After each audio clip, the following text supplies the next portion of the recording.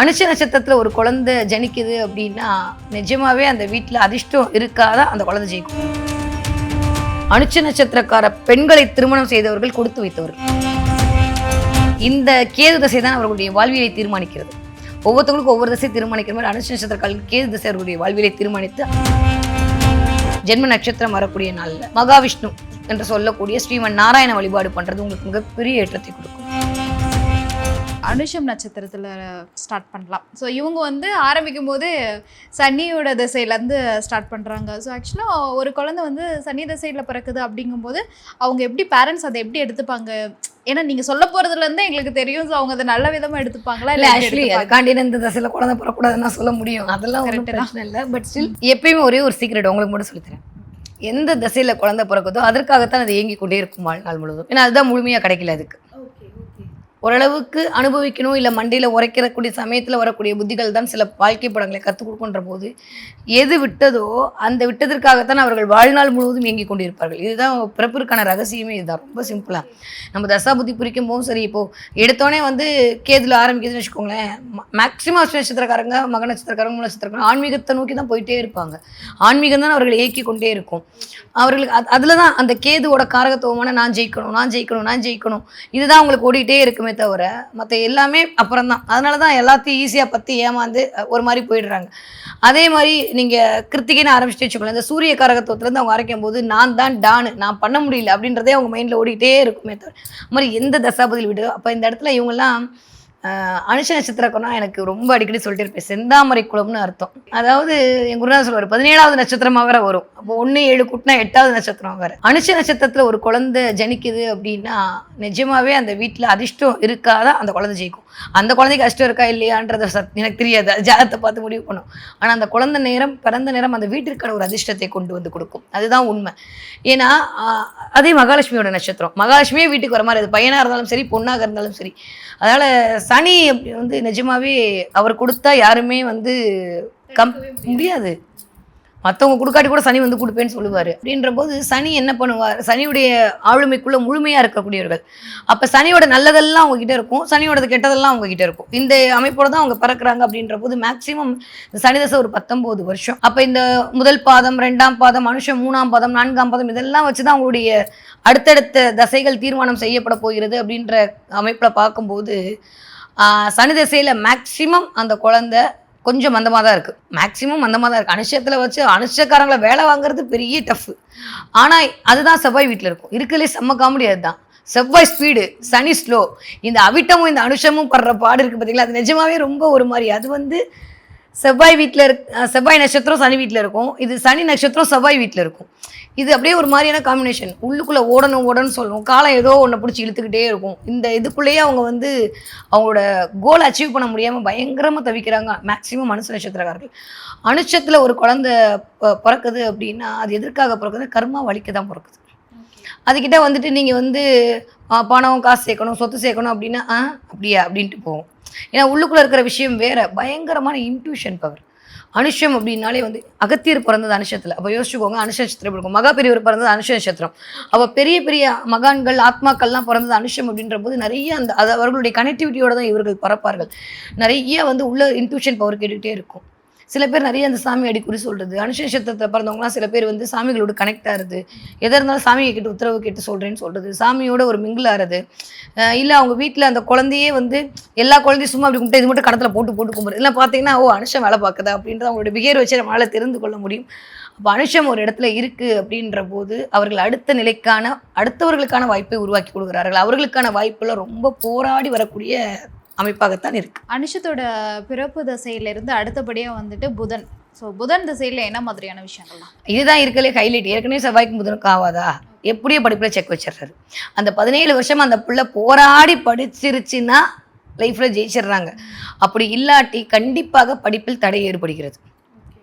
ஒன்றா படிப்பில் தடை, இல்லை காதலில் தடை, இல்லை கேட்குற பார்க்குற திறன் குறைபாடு இருக்கக்கூடிய குழந்தைகள் வீட்டில் பிறத்தல். இது ரொம்ப ரொம்ப இம்பார்ட்டன்ட். இதை நீங்கள் நினைக்கிறீங்களா? உங்களுக்கு தம்பி என்ன மாதிரி பிறப்பான், உங்கள் தங்கச்சி என்ன மாதிரி பிறக்கும், உங்கள் அப்பா எப்படி இருப்பாங்க, உங்கள் அம்மா, உங்கள் தாத்தா, உங்களுடைய 7 தலைமுறைகள் உங்கள் பேரை என்ன நட்சத்திரத்தை பிறப்பான உங்களை வச்சு சொல்ல முடியும். இதுதான் வந்து அஸ்ட்ராலஜியோட ஒரு வலிமை. அப்போது இவங்க என்ன சொல்கிறாங்கன்னா, உங்கள் வீட்டில் ஏதோ இந்த நட்சத்திரத்தில் பிறக்கும்போது இந்த புதன் தசை நடக்கும்போது உங்கள் வீட்டில் ஏதோ ஒரு குழந்தைக்கு பார்க்கக்கூடிய கேட்கக்கூடிய திறன் கம்மியாக இருக்குன்றதை இந்த புத்தியில் அவர்கள் அனலைஸ் பண்ணுவாங்க. அது தெரியும் அவர்களுக்கு. சில பேருக்கு நர்வ்ஸ் ப்ராப்ளம் வரும், சில பேருக்கு காதலில் தடை ஏற்படும். இது எல்லாமே நான் சொன்ன மாதிரி புதன் எந்த இடத்துல பிளேஸ் ஆகிருக்காரு அப்படின்றத வைத்து தான் திருமணம் செய்ய முடியும். ஒருவேளை 2ஆம் இடத்துலையும் 4ஆம் இடத்துலையும் பிளேஸ் ஆனாருன்னா கண்டிப்பாக உயர்கல்வி படிப்பு இடத்துல ஒரு சின்ன தடையை கிரியேட் பண்ணுது. இல்லையா ரொம்ப நல்லா இருந்தாலும் ஏதாவது ஒரு அரியரை வைக்க வேண்டிய ஒரு அமைப்பை கிரியேட் பண்ணிடுறது. அப்படி இல்லாட்டி ஏதாவது ஹெல்த் இஷ்யூஸை கொடுத்துருது. நரம்பு சம்மந்தப்பட்ட ஒரு ஹெல்த் இஷ்யூஸை அந்த குழந்தைக்கோ அந்த குடும்பத்தில் இருக்க குழந்தைகளும் கொடுக்குறது. நிறைய பேருக்கு லேண்டு வாங்கக்கூடிய அமைப்பு, அப்பாக்களுக்கு பிஸ்னஸ் ஏற்படுத்தி கொடுக்குறது. அப்பாவோட பிஸ்னஸ் இந்த பையனுக்கு 10 வயசு 15 வயசு 16 வயசுனால அவரை ஜாயின் பண்ணிக்கக்கூடிய அமைப்பை கொண்டு வந்து கொடுக்குறது. அந்த மாதிரி அனுஷ நட்சத்திரம் வந்து புதன் திசையில் அவர்களுடைய புத்திக்கான கூர்மையை போட்டாலும் இந்த செவ்வாய் புதன் கொஞ்சம் ஆகவே ஆகாது அப்படின்ற ஒரு காரணம். ஆனால் சனியும் புதனும் ஓரளவுக்கு காம்பினேஷன் ஓகே அப்படின்ற போது அவர்களுடைய தசாநாதன் எங்கே இருக்கிறார் என்பதை பொறுத்து தான் தீர்மானம் செய்யப்படும். நம்ம நார்மலாக எடுத்து பார்த்தோம் அப்படின்னா அனுஷ நட்சத்திரக்காரர்களுக்கு இந்த புதன் தசையில் கொஞ்சம் படிப்பில் தடை, அதுக்கப்புறம் தடைப்பட்ட கல்வி, இல்லை ஏதோ ஒரு அரியர் வைக்கிறது, இல்லை ஏதாவது 10வது படித்து நான் டிப்ளமோ படிக்க போயிட்டேன் அப்படின்ற மாதிரி படிக்கிறது, நான் இன்ஜினியரிங் படித்தாலுமே ரொம்ப கஷ்டப்பட்டு மெனக்கட்டு அந்த குழந்தை படிக்கிறதுக்கான ஒரு அமைப்பை கொடுக்கறது, ரொம்ப போராடி ஒரு விஷயத்தை வந்து சாதிக்க வேண்டிய சூழலை உருவாக்குறது, குடும்பத்துக்கு வந்து என்ன சொல்கிறது ஒரு மாதிரியான புது புது பிஸ்னஸ் அவங்க குடும்பத்தில் வர்றது. விசாகத்தை தாண்டியும் நடுநாயகமாக இருக்கக்கூடிய நட்சத்திரம் தான் அனுசம். எப்பவுமே நடுநாயக நட்சத்திரத்துக்கு ரொம்ப கனம் ஜாஸ்தின்ற போது விருச்சிக வீடுனாலே வியாபார வீடு தான். அப்போ அவங்க வீட்டில் யாரையா ஒருத்தவங்கள கவர்மெண்ட் உத்தியோகத்திலையோ இல்லை சொந்த தொழிலையோ செய்ய வருது. அப்போ இந்த புதன் தசை வரும்போது தான் அவங்க அப்பாவுக்கு வந்து கவர்மெண்ட் உத்தியோகத்தை வாங்கி கொடுக்குறது. இது நம்ம ரொம்ப டீப் அனலைஸ் பண்ணி பார்த்தோம்னா அனுஷ நட்சத்திரத்தில் பிறந்த குழந்தைக்கு அந்த தசாபுத்தி வரும்போது அவங்க அப்பாவுக்கு கவர்மெண்ட் வேலை கிடைக்கும். இதெல்லாம் தான் ஒரு அமைப்பாக இருக்கிறது அவர்களுக்கு. அப்பா வந்து முன்னேற்றி கொடுக்கும். அதே மாதிரி அம்மா வந்து ஒரு பிஸ்னஸ் தொழிலுக்குள்ளே உள்ளே கொண்டு போய் விடும். இதெல்லாம் அந்த புதன் தசையில் அவர்கள் வந்து அனுபவிக்கக்கூடிய ஒரு தன்மையாக இருக்கும். கேது தசையில் வந்து எந்த மாதிரி விஷயங்கள் இதுதான் வந்து ரொம்ப ரொம்ப இம்பார்ட்டன்ட். ஏன்னா திரும்ப திரும்ப சொல்கிற மாதிரி எல்லாரும் சொல்லுவாங்க, நான் சொல்லுவேன் விரும்பியதெல்லாம் செய்ய துடிக்கும் விருச்சிக ராசி அப்படின்னு எப்பயுமே என்னோட தம்புளே அதுதானாலும் இந்த கேது வந்து அதாவது நான் என்ன சொல்கிறது, நான் சொன்ன ஆரம்பத்திலே சில ராசிகள் வந்து சில இடங்களில் வந்து ப்ளஸ் சில இடங்களில் மைனஸ்ன்ற போது, ஆனால் நான் சொன்னதே என்னன்னா கர்மா வலிக்க தான் இந்த அனுஷ நட்சத்திரக்காரங்க பிறந்திருக்காங்கன்ற போது ஒரு 10 வயதில் கேது வரும்போது அது சொல்ல முடியாத ஒரு வேதனையை கொடுக்கும். ஒன்றா லவ் ஃபெயிலியரை கொடுக்குது, இல்லை வாழ்க்கையில் ஒரு விரக்தி கொடுக்குது, இல்லை அப்படின்னா கேது எந்த இடத்துல இருக்குன்றதை பொறுத்து நம்ம ஸ்பௌஸ் நம்மளுக்கு எக்ஸ்பெக்ட் பண்ண அளவுக்கு இல்லாத ஒரு ஸ்பௌஸ் உடலில் நம்ம ஒரு அழகாக ஒரு ஹேண்ட்ஸமாக ஒரு ஸ்பௌஸ் எதிர்பார்த்தோன்னா வேறு மாதிரியான ஒரு ஸ்பௌஸ் கிடைக்கிறது, இல்லை நம்ம அழகான பொண்ணு எதிர்பார்த்தா வேறு மாதிரியான பொண்ணு அமையிறது. இதெல்லாம் அதாவது ஏதோ ஒரு விரக்தியை கொடுக்கணும், ஒரு மன ரீதியான விரக்தியை கொடுக்கணும், ஒரு பண ரீதியான விரக்தியை கொடுக்கணும், உடல்நிலையில் ஒரு மாதிரியான இதை கொடுக்கணும். ஆனால் இதை ஈடு பண்ணுறதுக்கு அவங்க என்ன பண்ணுறாங்கன்னா வாழ்வியலை ஜெயிக்கு காட்டணுன்ற ஒரு உத்வேகத்துக்குள் போகிறாங்க. அப்போ என்ன பண்ணேன்னா இதெல்லாம் தாண்டி என்னுடைய அடையாளத்தின் மூலமாக அதாவது நான் திரும்பவும் சொல்கிறேன், அடிக்கடி சொல்லுவேன், அனுஷ நட்சத்திரக்கார பெண்களை திருமணம் செய்தவர்கள் கொடுத்து வைத்தவர்கள். அவ்வளோதான், ஒரே வார்த்தையில் சொல்லணும்னா கழுதையோட மோசமாக பொசிஷன் வைப்பாங்க. அந்த அளவுக்கு எல்லாத்தையும் இழுத்து போட்டுக்கொண்டு குடும்பத்திற்காகவே எல்லா விஷயத்தையும் பண்ணக்கூடிய ஒரு பெண் யாருன்னா அனுஷத்தில் இருக்கக்கூடிய பெண் தான். அவ்வளோ மாதிரியான ஒரு ஹார்ட் ஒர்க்கர் யாருமே கிடையாது. ஆனால் காலம் அப்படி தள்ளிடும். ஏன்னா சனியோட ஆளுமையில தான் அவங்க பிறக்கிறாங்க. சனினாலே உழைக்க தான் பிறந்திருக்காரு அப்படின்னு. அதாவது எந்த எக்ஸ்பெக்டேஷனும் இல்லாமல் குடும்பத்திற்காக தியாகம் பண்ணுற பிள்ளைங்களை தூக்கி பார்த்தீங்க அப்படின்னா அனுஷத்தில் கண்டிப்பாக ஏதாவது ஒரு பிளானட் இருக்கும், இல்லை அனுஷ நட்சத்திரமாக தான் அந்த குழந்தை இருக்கும், இல்லை அனுஷத்தில் நின்று ஒரு கிரகம் தசை நடத்தி கொண்டு இருக்கும்போது தான் அவர்கள் இந்த மாதிரி அமைப்பாங்க.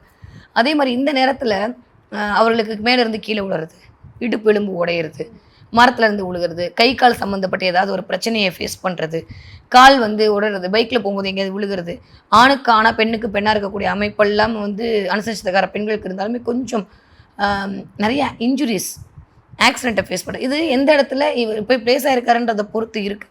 ஒருவேளை மேஷத்தில் நீச்சமான சனியாக இருந்ததுன்னா கண்டிப்பாக கொஞ்சம் அடி வாங்குது கேது தசையில். ஸோ கொஞ்சம் கவனமாக உடல்நிலையில் இருக்க வேண்டிய கொஞ்சம் விரக்தி மனப்பான்மையை கொடுக்குது, நிறைய ட்ரை பண்ண வைக்குது. ட்ரை அகைன் திரும்ப அந்த 7 வருடமும் எப்படா கிடக்குன்ற மாதிரி இருக்கும். ஆனால் 7 வருடமே அப்படி இருக்காது. அதில் ஒரு 3 புத்திகள் அப்படி இருக்கலாம், மிச்சம் 3 புத்திகள் அவர்களை உயர்த்தி தள்ளக்கூடிய புத்தியாகத்தான் இருக்கும். ஸோ கேது திசையில் கொஞ்சம் கவனமாக இருக்கணுமா அப்படின்னா முன்னேற்றத்திற்கான படியை போட்டுக்கிட்டிங்கன்னா உங்களுக்கு அது பெரிய விஷயமா தெரியாது. ஸோ ஜெயிக்கிறதுக்கு ஏதாவது ஒரு வாய்ப்பு வேணும்ல. இன்றைக்கி நைட்டு வேலையை விடும்போது நம்மளுக்கு அழுக வரும், நம்ம ஒரு 10 பேருக்கு வேலை கொடுத்து சம்பளம் கொடுக்கும்போது அந்த நாள் மறந்து போய்டுன்ற மாதிரி இந்த கேது திசை தான் அவர்களுடைய வாழ்வியலை தீர்மானிக்கிறது. ஒவ்வொருத்தவங்களுக்கும் ஒவ்வொரு திசை தீர்மானிக்கிற மாதிரி அனுஷ நட்சத்திரக்கால் கேது திசை அவர்களுடைய வாழ்விலை தீர்மானித்து அடுத்த கட்ட நகர்வுக்கு கொண்டு போய் விடக்கூடிய அமைப்பெல்லாம் கொடுக்கிறது. சொல்லவே எனக்கு கஷ்டமாக தான் இருக்குது, இருந்தாலும் என்ன பண்ணுறது, இந்த சுக்கிரன் எல்லாவற்றையும் கொடுப்பாரா அப்படின்னா டிபெண்ட்ஸ் அப்பான் உங்களுடைய சுக்கிரன் எங்கே இருக்காருன்றதை பொறுத்து தான் இருக்கே தவிர சுக்கிரதசையா ஐயோ சுக்கிரதசை அப்படின்னு தான் சொல்கிற மாதிரி தான் இருக்குமே தவிர உடனே நான் கோடி கோடியாக கூப்பிட்டுச்சு நான் அப்படிலாம் பண்ணேன். யூஸ்வலி அனுஷத்துக்கு வந்து சாட்டிஸ்ஃபேக்ஷன் பண்ணுறது ரொம்ப கஷ்டம், ரொம்ப கஷ்டம். ஏன்னா அவங்க எக்ஸ்ட்ராடனரியாக இருக்கும்போது தனக்கு வேண்டும் எக்ஸ்ட்ராடனரியாக தான் எக்ஸ்பெக்ட் பண்ணுவாங்க. இது இயல்பு தானே. நான் ஒரு சூப்பராக இருக்கேன் அப்படின்னா எனக்கு இருக்கிறதெல்லாம் சூப்பராக இருக்கணும்னு அவள் குட்டியாக கொடுத்தா முடியுமா? இந்த யானை பசிக்கு சோள பொறி போடுற மாதிரி இதை சின்ன வீடு கொடுக்கறது, சின்ன வாங்கணும்னா அவங்களால ஏற்றுக்க முடியாது. எனக்கு எல்லாமே பெருசாகன்னு எனக்கு எதிர்பார்க்கக்கூடிய அமைப்பு. அப்போ அந்த அமைப்பை சுக்கிரன் தூண்டி விடுவான். சுக்கிரன் தூண்டி விடும்போது தேவையில்லாமல் அதற்காக போய் அதில் அல்லல் பட்டு அதுக்கு இஎம்ஐ கட்டுறது. படிக்க வச்சாலே என் பிள்ளைங்களை இந்த ஸ்கூலில் தான் படிக்க வைப்பேன், இந்த மாதிரி ஹோட்டலில் தான் கூப்பிட்டு போவேன், இந்த மாதிரி இடத்துல தான் போவேன்ற மாதிரி இருக்கிறத விட்டு ஓரளவுக்கு நம்மளுடைய சக்திக்கு மீறிய ஒரு வாழ்வியல் வேண்டும் என்று அடம்பிடிக்கக்கூடிய தன்மையை சுக்கிர திசையில் அவர்கள் உணர்கிறார்கள். அதற்கான வேலையும் நடக்குது. இதனால வீட்டில் திட்டும் வாங்குறாங்க. சில சமயம் இந்த சுக்கிரன் வந்து உச்சமாயிட்டான், மீனத்தில் உட்காந்துருக்கான் அப்படின்ற பட்சத்தில் ஒரு 28 வயசுக்கு மேலே தான் அவர்கள் திருமணம். அதுக்கப்புறம் ஒரு குழந்தை பேரில் ஒரு பிரச்சனை, பிசிஓடி ப்ராப்ளம் ஃபீல் பண்ணுறது, அந்த மாதிரி சுக்கிரன் எங்கே உட்காந்துருக்கானோ அதுக்கு தகுந்த மாதிரி எனக்கு தெரிந்து ஒரு 50% தான் நல்லதை கொடுக்குறான், மற்ற 50% வச்சு தான் செய்யலாம் சுக்கிரன் இந்த திசை. அப்போது செவ்வாயோடைய ஆளுமையில் இருக்கக்கூடிய இந்த அனுஷ நட்சத்திரக்காரர்களுக்கு ஓரளவுக்கு புதன் திசை ஓகேவாகும், கொஞ்சம் குரு திசை வந்து பார்த்து கொள்ள வேண்டிய தன்மையாகும், அதை தாண்டி வரக்கூடிய கேதுவும் சுக்கிரனும் ரொம்ப கவனமாக இருக்கக்கூடிய தன்மையாகவும் தான் இருக்குது. அடுத்து வரக்கூடிய சூரிய திசையில் ஜெயிச்சிடுறாங்க, எப்படியோ ஜெயிச்சு ஓரளவுக்கு சக்ஸஸ் பண்ணிடுறாங்க. ஆல்மோஸ்ட் அவர்களுடைய கடைசியுடைய இதாக இருக்கலாம் அந்த சந்திரசை என்பது அவர்கள் தீர்மானம். சந்திரசையை பொறுத்த வரைக்கும் அவர்களுக்கு நிறைய பெயர் புகழ் அந்தஸ்து எல்லாம் அப்படியே வர ஆரம்பித்தாலும் சந்திரனுக்கும் சூரியனுக்கும் சந்திரனுக்கும் சனிக்கும் பெருசாக ஒரு உடன்பாடு இல்லைனால நான் நிஜமாக ஆரம்பிக்கும்போது சொன்னேன், அனுச நட்சத்திரக்காரர்கள் கர்மாவை குறைப்பதற்காக பிறந்தாங்க. கர்மாவை குறைக்கணும் என்ன, பெட்டி காலியாக போகணும். பெட்டி காலியாக போனால் எப்படி இருக்கணும், எதுவுமே இருக்கக்கூடாது. அப்போ எதுவுமே இல்லாமல் எல்லாத்துலேயும் ஒரு விரக்தி மனப்பான்மை இருந்து என்னடா வாழ்க்கை அப்படின்னு சொல்லிட்டு அவனர்களாலே அவன் தாள் பணிந்தோன்னு பணிந்துட்டு அவங்களுக்கு அடுத்த பிறவி கிடையாது. அதனால தான் வந்து மறைவு ஸ்தானம் என்று சொல்லக்கூடிய 8ஆம் இடத்தில் நடுநாயக நட்சத்திரமாக அனுஷம் அமர்ந்திருக்கிறது. அவர்கள் கேதசில மட்டும் நல்லா பிடிச்சிட்டாங்கன்னா, எக்ஸ்பெக்டேஷனை மட்டும் விட்டுட்டாங்கன்னா போதும். ஆனால் பாவம் அவங்க எக்ஸ்பெக்டேஷனை விட முடியாத மாதிரி தான் அவருக்கு வாழ்வியலும் அமையும். குழந்தை பிறப்பில் ஒரு பெரிய பிரச்சனை, திருமணத்தில் ஒரு பெரிய பிரச்சனை, அடுத்தவரிடம் தன்னை ப்ரூவ் பண்ணுறதுல பெரிய பிரச்சனைன்னு சொல்லிட்டு இந்த 27 நட்சத்திரத்தில் இந்த அனுஷம் ஓரளவுக்கு உண்மையே சொல்லணும்னா எல்லா விதமான அனுகூலத்தை கொஞ்சம் கம்மியாகவும் அருளை நிறையா பெற்றிருக்கக்கூடிய நட்சத்திரமாக தான் இருக்குது.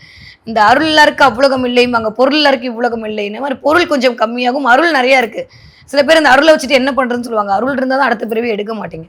அதனால் அனுசேஷக்காரங்களாம் பிளஸ்டு. ஆனால் அந்த பிளஸ்டு வந்து இப்போதைக்கு எனக்கு பயன்படலை, கேதிசைக்கு அப்புறம் பயன்படக்கூடிய தன்மையாகத்தான் இருக்கிறது. அதனால் கொஞ்சம் திரும்ப மணி அப்படின்ற இடத்துலையும் குடும்பம் அப்படின்ற இடத்துலையும் குழந்தை பெறுன்ற இடத்துலையும் கிட்டத்தட்ட எல்லா இடத்துலையும் கொஞ்சம் கஷ்டப்படக்கூடிய நட்சத்திரமாகத்தான் அனுஷம் அப்படின்றது இருக்குது. ஓகே மேம், அனுஷம் நட்சத்திரம் வந்து எந்தெந்த திசையில் என்ன மாதிரிலாம் இருக்கும் அப்படின்னு சொல்லிட்டீங்க. ஸோ இப்போ வந்து ஒவ்வொரு திசை வாரியாக வந்து அவங்க என்ன மாதிரி வந்து தெய்வங்களை வழிபடணும், எந்த டைமில் வழிபடணும் அப்படின்னு சொல்லிடுங்க மேம். ஸோ நான் சொன்ன மாதிரி எல்லா இடமே அவர்களுக்கு ஏதோ ஒரு பேரியர் இருந்துக்கிட்டே இருக்குது. அவங்க ரொம்ப கஷ்டப்பட்டு முட்டி மோதி தான் அனுஷனம் வந்து ஜெயிக்கக்கூடிய அமைப்பில் இருக்கிறனால எல்லா திசையிலையுமே அவர்களுக்கு எல்லா கடவுளுடைய வழிபாடும் தான் தேவைப்படக்கூடிய தன்மையாக இருக்கிறது. மேக்ஸிமம் நான் சொல்கிற மாதிரி உங்களுடைய ஜென்ம நட்சத்திரம் வரும்போது அனுஷ நட்சத்திரக்காரர்கள் இப்போ சனி திசை தாண்டி வரக்கூடிய இந்த புதன் திசையில் கண்டிப்பாக உங்களுடைய ஜென்ம நட்சத்திரம் வரக்கூடிய நாளில் மகாவிஷ்ணு என்று சொல்லக்கூடிய ஸ்ரீமன் நாராயண வழிபாடு பண்ணுறது உங்களுக்கு மிகப்பெரிய ஏற்றத்தை கொடுக்கும். அப்போ நான் சொல்கிற மாதிரி உங்களுக்கு மட்டும் ஒன்று சொல்லித்தரேன், இந்த மாதிரி குபேர முத்திரை இதை வைத்துக்கொண்டு நீங்கள் வந்து அனுஷ நட்சத்திரக்காரங்க தாமரை குளத்தை சுற்றி வந்தீங்கன்னா கண்டிப்பாக பணம் என்பது உங்களுக்கு பர்ஸில் இருந்துக்கிட்டே இருக்கும். இதுதான் வந்து அதற்கான சீக்ரெட் ஆஃப் சக்ஸஸ். அனுஷ நட்சத்திரக்காரர்கள் வந்து புதன் திசையில் இந்த மாதிரியான ஒரு வழிபாடையும், கேது திசையில் இந்த சங்குமுத்திரை இதை மட்டும் போட்டுட்டு வர எப்படி வந்து அதே மாதிரி இந்த சக்கரம் இது ரொம்ப தேவை உங்களுக்கான ப்ரொடக்ஷன். இதெல்லாம் நீங்கள் போட்டு வந்தீங்கன்னா சுற்றி உங்கள்கிட்ட விட்டு போன எல்லாம் உங்களை திரும்ப வரதுக்கான வாய்ப்புகளை இது கொண்டு வந்து கொடுக்கும். அனுஷம் அப்படின்னாலே நான் சொன்ன மாதிரி பயங்கரமான இன்ட்யூஷன் பவர், அமானுஷத்தை உணரக்கூடிய தன்மை தான் அனுஷம். அப்படின்ற போது நிறைய பேருக்கு சில சமயம் வேறு ஏதாவது ஒரு டிஸ்டர்பன்ஸும் வரும். அப்படின்ற போது கண்டிப்பாக உக்கிரதெய்வ வழிபாடு தான். உக்கிரதெய்வ வழிபாட்டை தாண்டி வேறு வழியே இல்லை அவங்க வந்து சரணாகதி அடையிறதுக்கு. முருகனையும் உக்கிரதெய்வத்தையும் வழிபாடு, அதுவும் முருகன் கூட சூரசம்ஹார முருகனாக இருக்கணும். சும்மா சாதாரண சாந்த முருகன்லாம் அவருக்கு வந்து பத்தவே பத்தாத மாதிரி திருச்செந்தூர் முருகன் வழிபாடு தான். ஏன்னா அதுவே நீர்ராசி தான். ஸோ திருச்செந்தூர் முருகன் வழிபாடு, அதே மாதிரி சூரசம்ஹாரத்து அன்னைக்கு நீங்கள் ஏதாவது சஷ்டிக்கு வரது இருந்து சூரசம்ஹார முருகனை வழிபாடு பண்ணுறது, துர்க்கையை வழிபாடு பண்ணுறது, காளியை வழிபாடு பண்ணுறது, வாராகியை வழிபாடு பண்ணுறது, இதெல்லாம் ஒரு மிகப்பெரிய ஏற்றத்தை கொடுக்கக்கூடிய அமைப்பாகத்தான் இருக்கும். அவர்களுக்கு கேது திசையில் இந்த மாதிரியான வழிபாடு அவர்களுக்கு மிகப்பெரிய ஏற்றத்தை கொடுக்கும்.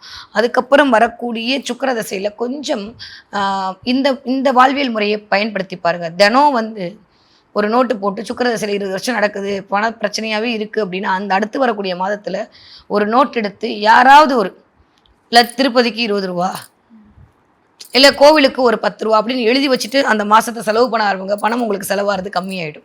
அந்த பணத்தை ஹானஸ்ட்டாக கொண்டு போய் இந்த உண்டியலில் கொண்டு போய் போட்டுட்டு வாங்க. அடிக்கடி திருப்பதியோட ஒரு கனெக்ட் வச்சுக்கிட்டீங்க அப்படின்னா அந்த திசை உங்களுக்கு ஒரு நல்ல ஒரு பரிணாமத்தை கொடுக்கக்கூடிய திசையாக அமையும். சூரிய திசையை பொறுத்த வரைக்கும் அவர்களுக்கு வந்து கொஞ்சம் ஹெல்த் ரிலேட்டடான இஷ்யூ அது வந்து கண்டிப்பாக கிரியேட் பண்ணி கொடுக்கும். அப்பாவுடைய மரணத்தை கொடுக்கும், அப்பாவுக்கு ஏதாவது ஒரு விஷயத்தை கொடுத்து அவர்களுக்கு கர்மா பண்ணக்கூடிய தன்மையை கொடுக்கும்.